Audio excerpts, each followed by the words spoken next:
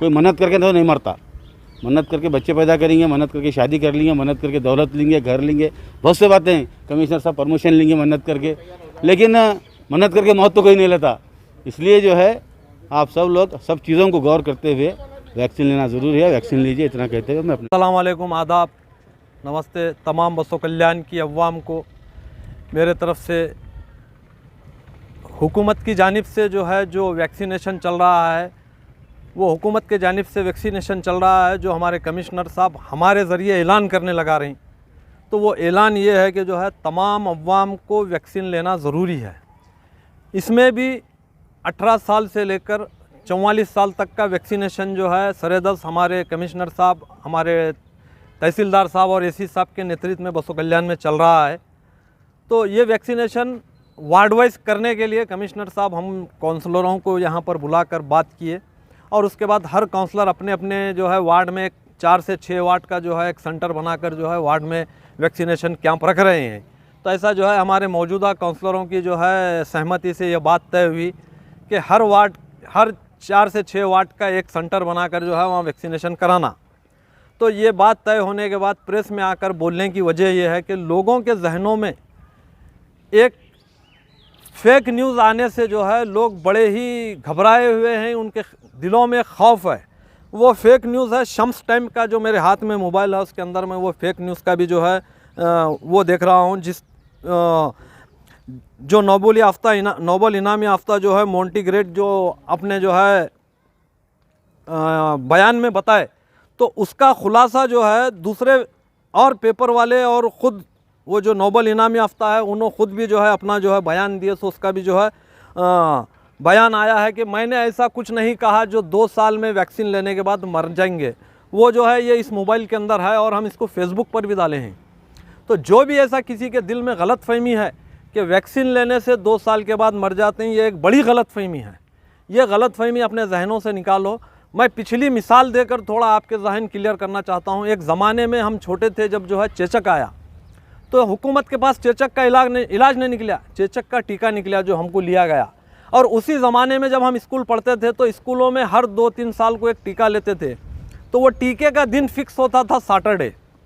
टीके का दिन जो सैटरडे फिक्स होता था इस वास्ते होता था, टीका लेने के बाद बुखार आता है तो संडे को बच्चा घर पर आराम करना, फिर मंडे को स्कूल आना। तो ऐसा हमारे स्कूल के ज़माने में तकरीबन 4 से 6 टीकों का दौर चला। तो वो ज़माने में भी टीका लिया गया। उसके बाद पोलियो का दौर आया तो पोलियो का इलाज नहीं निकला आज तक का। पोलियो का सिर्फ टीका निकला, उसके बाद ड्रॉप निकला।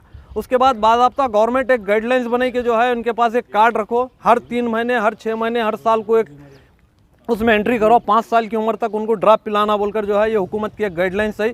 और इसी के ऊपर आज पूरी हिंदुस्तान ने बल्कि पूरी दुनिया अमल कर रही है वो गाइडलाइंस के ऊपर। तो ऐसे ही कोरोना महामारी का भी इलाज नहीं निकला, उसका टीका निकला।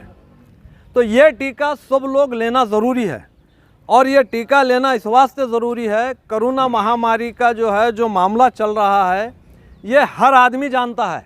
और हर आदमी जानने के बाद, अपनी आँखों से देखने के बाद फिर अगर लापरवाही करता है तो ये सबसे बड़ी उसकी भूल और गलती है। ये उसकी लापरवाही, उसकी भूल और उसकी गलती है। व्हाट्सएप पर, फेसबुक पर फेक न्यूज़ बहुत आते हैं। फेक न्यूज़ के ऊपर अगर आप जाएंगे तो आपको कुछ नहीं मिलने वाला। आपकी अपनी सेहत भी जाती है, आपका अपना घर भी जाता है। आज कई ऐसे वाक़े हैं, एक फैमिली के 2 लोग, 3 लोग, 4 लोग गुज़र चुके हैं। वो फैमिली से जाकर आप पूछो उनको क्या तकलीफ़ है जिनकी फैमिली में 2-2 लोग, 3-3 लोग गुज़र चुके हैं और उन्होंने अपनी ज़िंदगी आइंदा कैसा गुजारेंगे। तो हुकूमत किसी को मारने के वास्ते टीका तैयार नहीं करी, हुकूमत अपनी अवाम को बचाने के वास्ते टीका तैयार करी है, अपनी अवाम को मारने के वास्ते नहीं। अगर ऐसा होता तो दुनिया की आबादी आने वाले 2 साल में सिर्फ 10% रह जाती है। अमेरिका में 70% वैक्सीनेशन हो चुका है, सऊदी अरब में 80% वैक्सीनेशन हो चुका है और रूस में 80% वैक्सीनेशन हो चुका है। आप सोशल मीडिया के लोग हैं और सब लोग न्यूज़ देखते हैं, मीडिया देखते हैं, सबको मालूम है कि किस किस मुल्क में कितना वैक्सीनेशन हो रहा है। वैक्सीनेशन आबादी के हिसाब से हमारा मुल्क का आज 4था नंबर है। हमारे मुल्क से भी ज़्यादा टीके और दूसरे मुल्कों में दें तो क्या वो अपने अवाम को पूरे मारने वाले हैं? वो जो हुकूमत चलाने वाले हैं क्या अपने अवाम को ख़त्म करने वाले हैं? तो ये गलत फहमी है, अपने जहनों से निकालो और ख़ुद की, अपने घर वालों की, अपने बच्चों की हिफाजत के लिए ये टीकाकरण है, टीकाकरण कराओ। मेरी आप तमाम लोगों से यह गुजारिश है, बसों कल्याण के पूरे ताल्लुक़े के जितने लोग हैं, पूरे लोगों से ये गुजारिश है कि जो है ये टीका जो है हुकूमत की तरफ से मिल रहा है, आप टीका लो। ये टीका लेना ज़रूरी है, इसमें जो है तुम्हारी और तुम्हारे घर वालों की हिफाजत है।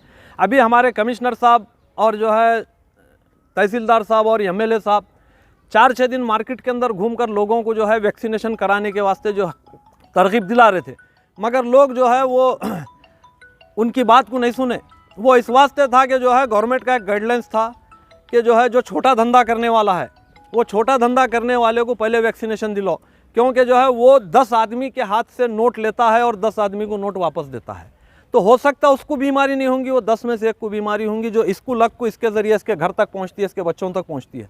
वो नहीं होना बोलकर जो है ये हुकूमत की एक गाइडलाइन से छोटा धंधा करने वाले, फुटपाथ का धंधा करने वाले, ठेला मंडी का धंधा करने वाले, होटल का धंधा करने वाले, किराना शॉप, किराना दुकान में काम करने वाले, बसों कल्याण लिमिट के अंदर कहाँ पर सेंटर बनाना, कैसे कैसा करना, ये सब बातों की चर्चा होकर सेंटर बनाए गए हैं। हमारे सभी लोग, गफ्फार पेशवाम साहब बोले, अमजद नौरंग साहब बोले, रवि बुराड़े साहब बोले, कमिश्नर साहब बोले, बहुत लोग बात किए हैं। कोरोना वैक्सीन क्यों लेना, क्या लेना, इसलिए सभी जने बात किए हैं और सविस्तर बोले हैं। अब मैं ज़्यादा कुछ नहीं बोलूँगा। कुछ बीमारियाँ हमारे पास ऐसे हैं कि उसका इलाज सिर्फ गवर्नमेंट के दवाखानों में है, गवर्नमेंट के पास ही है, बाहर उसका इलाज नहीं है। बाहर खाली हमको लूटा जाता है।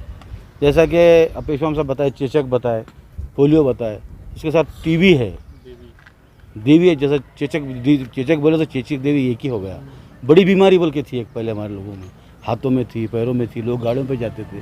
तो ये गवर्नमेंट के पास जब वैक्सीन निकला, जब इसका टीका निकला, तो आज वो बीमारी नज़र नहीं आ रही, बीमारी नहीं है, गायब हो गई और उसका इलाज सिर्फ गवर्नमेंट में हो। आज भी टीबी की बीमारी का है, उसका इलाज है तो गवर्नमेंट में ही है। प्राइवेट किसी भी बड़े से बड़े हॉस्पिटल में टीबी का इलाज नहीं है। तो हम लोगों को भी गवर्नमेंट पर भरोसा करना पड़ता है। गवर्नमेंट के ऊपर, गवर्नमेंट हमारी है, गवर्नमेंट हमारे लिए है।